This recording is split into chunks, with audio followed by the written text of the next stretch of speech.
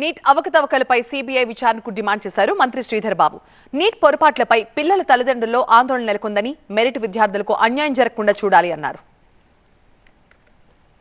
విద్యార్థులు కష్టపడి మెరిట్ బేస్గా జరిగే ఈ పరీక్షలు యథావిధంగా దానికి ఉన్న శాంక్టిటీని తీసుకొచ్చే కార్యక్రమం చేయాల్సిన బాధ్యత కేంద్ర ప్రభుత్వం పైన ఉంది.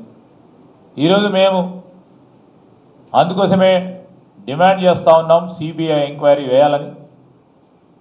తద్వారా నిజాలు బయటకు వచ్చి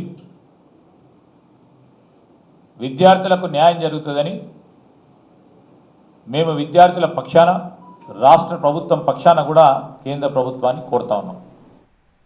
సింగరేణిపై కేంద్రం ద్వంద్వ వైఖరి అవలంబిస్తోందని ఆరోపించారు మంత్రి శ్రీధర్ బాబు.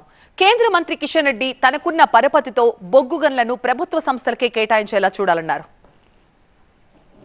మేము ఐవీఎఫ్ ఒక అధునాతన సంతానోత్పత్తి చికిత్స. అనేక దంపతులకు తల్లిదండ్రులు కావాలనే వారి కలను నెరవేర్చుకోవడానికి సహాయపడుతుంది. ఈ రోజే ఓఎస్ఎస్ ఫర్టిలిటీని సందర్శించండి.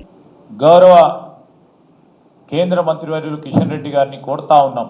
మన రాష్ట్ర ప్రభుత్వానికి సంబంధించిన ఒక ఆణిముత్యం, కేంద్ర ప్రభుత్వానికి సంబంధించిన ఒక ఆణిముత్యం సింగరేణి కాలరీస్ కంపెనీ లిమిటెడ్. మీరు తీసుకున్న నిర్ణయాన్ని పునరాలోచన చేయాలని, సంస్థ పరంగా